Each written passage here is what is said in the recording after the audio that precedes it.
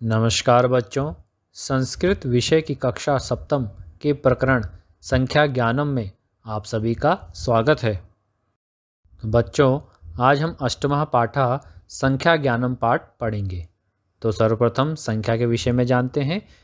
संख्या का प्रयोग विशेषण के रूप में होता है, अतः विशेष्य के लिंग, विभक्ति और वचन के अनुसार ही संख्यावाची विशेषण शब्द का लिंग, विभक्ति और वचन होता है। 1 से 4 तक के शब्दों के रूप तीनों लिंगों में चलते हैं। 5 से आगे सभी संख्यावाची शब्दों के रूप तीनों लिंगों में समान चलते हैं। उदाहरण देखते हैं, जैसे एकः बालकः पठति, एक बालक पढ़ रहा है। एका बालिका पठति, एक बालिका पढ़ रही है। एकम फलम अस्ति, एक फल है। उसी प्रकार द्वितीय संख्या को देखेंगे तीनों लिंगों में। द्वयो बालकौ खेलतः, दो बालक खेल रहे हैं। द्वे बालिके नृत्यतः, दो बालिकाएं नाच रही हैं। द्वे नेत्रे स्तः, दो आँखें हैं। उसी प्रकार 3 संख्या को तीनों लिंगों में देखते हैं। त्रयः नरः वदन्ति, 3 मनुष्य बोल रहे हैं। तिस्रः बालिकाः पठन्ति, 3 बालिकाएं पढ़ रही हैं। त्रीणि पुस्तकानि सन्ति, 3 पुस्तकें हैं। उसी प्रकार 4 को तीनों लिंगों में पढ़ेंगे। चत्वारः सैनिकाः रक्षन्ति, 4 सैनिक रक्षा कर रहे हैं। चतस्रः कन्याः खेलन्ति, 4 कन्याएं खेल रही हैं। चत्वारि गृहाणि सन्ति, 4 घर हैं। पंच वृक्षाः सन्ति, 5 वृक्ष हैं।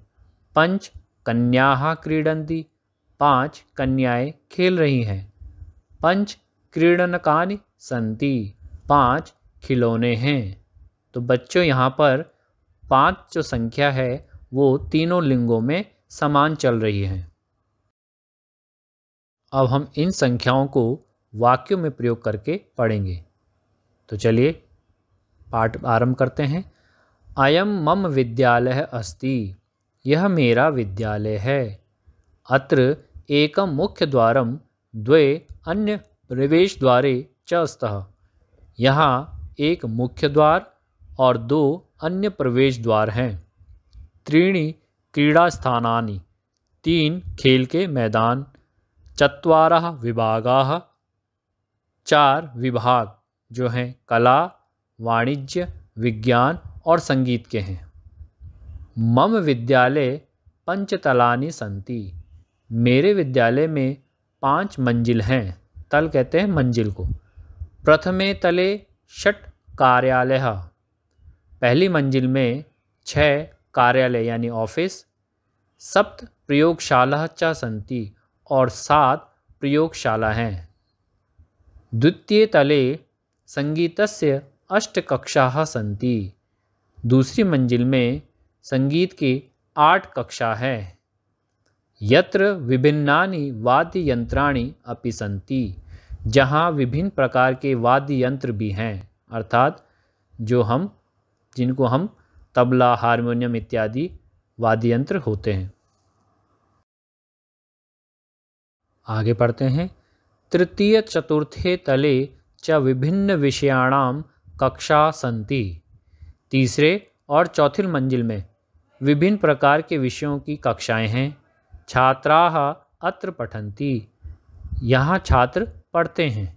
विद्यालये 9 संगीतस्य, विद्यालय में 9 संगीत के, 10 वाणिज्यस्य, 10 वाणिज्य के, 11 विज्ञानस्य, 11 विज्ञान के, 12 च कलायाः अध्यापकाः सन्ति, और 12 कला के अध्यापक हैं।